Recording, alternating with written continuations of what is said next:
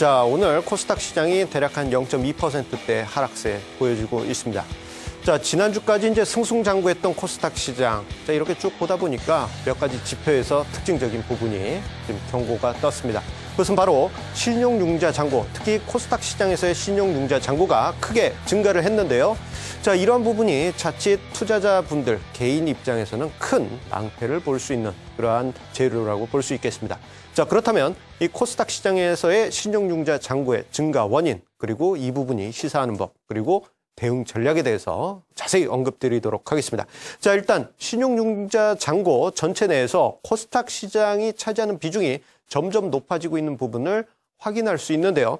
자, 작년 2012년 초까지만 하더라도 이 거래소의 이 신용융자 잔고의 비율은 전체에서 대략 한 70% 가까이 차지를 했습니다. 자, 그런데 작년 내내 신용융자 잔고 유가증권 시장, 즉 코스피 시장은 점점 줄어드는 가운데 코스닥 시장의 신용융자 잔고는 점점 늘어나면서 거의 비슷한 수준까지 근접을 했죠. 자, 비율적으로 봤을 때 전체 신용융자 잔고의 40% 수준인 코스닥 시장에서 1조 9천억 원대 신용융자 잔고가 지금 표시되고 있습니다. 자, 이 정도 규모면 뭐 그렇게 크지 않지 않냐 그렇게 생각을 하실 수 있겠지만, 자, 이 거래소 시장과 코스닥 시장을 비교했을 때 코스닥 시장이 거래소 시장에 대비해서 10분의 1 정도밖에 안 되는데 신용융자, 즉 빚을 내서 투자하는 규모가 거의 비등하다라는 점은 무언가 문제가 있다라고 볼 수 있겠습니다. 자, 이러한 부분은 가시적으로 비중 차트에서도 확인을 할 수 있겠는데요.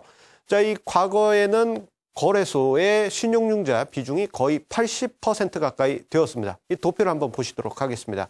자, 보시게 되면은 2009년부터 해서 최근까지의 신용융자 추이에서 코스닥이 차지하는 비중을 도표로 준비를 해 보았는데요. 자, 보시는 바와 같이 단계적으로 꾸준히 코스닥 시장의 신용융자 비중이 점점 늘어났다라는 점을 확인할 수 있겠습니다. 자, 지난주까지 거의 45% 가까운 비중으로 코스닥의 신용융자 비중은 전체에서 그렇게 크게 늘어났는데요. 자, 이렇게 코스닥 시장의 신용융자가 전체 신용융자 시장에서 절반 가까이 차지하게 된 가장 큰 이유는 코스닥 시장의 시장 분위기에 있다라고 볼 수 있겠습니다. 자, 일단 작년 내내 유가증권 시장, 코스피 시장이 전체적으로 침체 국면을 그리다 보니까 코스닥 시장에 오히려 매기가 몰리면서 코스닥 시장의 신용 증가 원인이 되었고요. 여기에 코스닥 시장 같은 경우에 개인 투자 성향이 이 수익률 게임을 하는 그러한 특성이 있습니다. 그러다 보니까 시장이 좀 어느 정도 안정화되었다라고 그러면 바로 이제 수익률 게임을 하려고 하는 투기성 매매 자금이 집행되다 보니까 신용융자 잔고의 금액이 늘어났다라고 볼 수 있겠고요. 여기에 작년 같은 경우 2012년 테마주 중에 대선 관련한 테마주가 매우 큰 이슈화 되다 보니까 코스닥 시장에서 신용융자를 동반한 투기적인 매매가 증가했다라고 볼 수 있겠습니다. 자, 그리고 올해 들어서는 코스닥 시장이 코스닥 지수 550포인트를 돌파하고 그 가운데 이제 거래소 종합주가 지수는 상대적으로 좀 소외된 그러한 그림을 그리다 보니까 코스닥 시장 내의 신용융자가 폭발적으로 증가하는 그러한 모습이 나타났다라고 볼 수 있겠습니다. 자, 그런데 이렇게 신용융자를 이용한 매매 과연 수익이 될까요? 냉정하게 이야기를 드리면 수익을 낼 가능성이 극히 낮다라고 볼 수 있겠습니다. 그러한 이유를 세 가지 이유로 언급드릴 수 있겠는데요.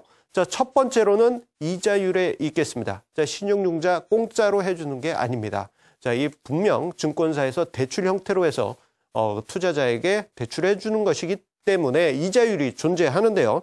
자, 이 어떤 증권사 같은 경우에는 연 이자율이 대략 한 6% 수준으로 상대적으로 낮은 그런 증권사도 있지만 모 증권사 같은 경우에는 신용융자 이자율이 거의 12%에 이릅니다. 자, 12%면은 이 거래소 종합주가 지수의 20년 동안의 연평균 상승률하고 거의 진배 없는데요. 자, 이 과연 12%라는 높은 이자율을 내고 과연 수익을 낼 수 있을까요? 이 부분에 대해서는 우리가 회의적으로 생각해 봐야 되겠습니다. 자, 그리고 두 번째로 개인 투자자분들의 투자 성향 중에 이러한 투자 마인드가 있습니다. 나는 손해보고 못 판다. 이러한 투자 마인드를 가지고 계신 분들이 많이 계신데요. 자, 그런데 신용융자를 가지고 투자를 하실 경우에는 자칫 이러한 상황이 낭패로 이어질 수가 있겠습니다. 뭐냐면 10% 손실 났을 때 만약에 이 종목을 팔아야 되는 그런 상황이다라고 어떤 객관적인 상황이 나왔더라도 우리 개인 투자자분들 대부분은 난 손해보고 못 판다. 좀 더 기다리겠다 하시다가 이게 20%, 30%까지 꺾이게 되는 경우가 거의 대부분입니다. 자, 그런데 만약에 30% 가까이 되게 되면은 이게 증권사에서 마진콜을 주게 됩니다. 즉, 이 신용융자를 강제로 청산을 하게 된다는 것이죠. 그렇게 될 때는 원치 않게 손실이 확정되는 그러한 불미스러운 상황이 벌어지게 되고요.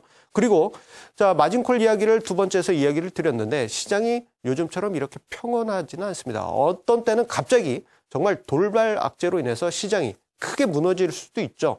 자, 그렇게 될 때는 하루아침에 갑자기 마진콜이 발생하면서 신용융자로 투자했던 금액이 다음날 강제 청산이 될 수도 있겠습니다. 즉, 마치 이게 음주운전을 하다가 어느 날 갑자기 음주운전 단속 경찰관에 의해서 단속이 된 그러한 상황이 벌어질 수 있는 것이죠.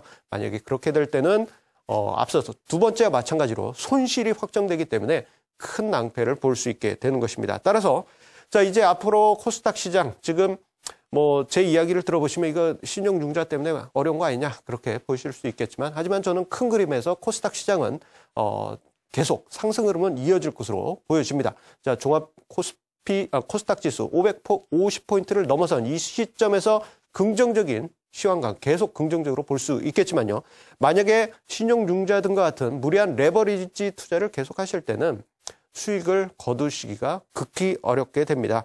자, 레버리지를 이용한 투자를 하게 될 경우, 즉 신용융자 등을 이용해서 투자하게 될 경우에는 쫓기게 되는 투자를 하게 되면서 손해가 누적되게 되고요. 과거에 2007년의 상승장에서도 거의 대부분의 개인 투자자분들이 신용융자를 이용해서 매매를 했지만 큰 손실을 봤다라는 점이 이를 대변한다라고 볼 수 있겠습니다. 따라서 종목을 발굴하실 때도요. 신용융자 잔고율이라는 게 있습니다. 종목에서 신용융자 잔고율이 0.5% 미만인 종목을 투자하실 경우에는 향후에 주가가 상승한 뒤에 오히려 기회가 될 수 있겠고요. 반대로 신용융자 잔고율이 5%가 넘어갈 종목 같은 경우에는 투자자들이 워낙에 많이 관심을 가지고 있는 종목이라고 보시고 그러한 종목은 제외하시고 반대로 종목 투자 관점에서는 신용융자 잔고율이 0.5% 이하인 종목을 투자하신다면 코스닥 시대 550포인트 시대에서 좋은 성과 있으시리라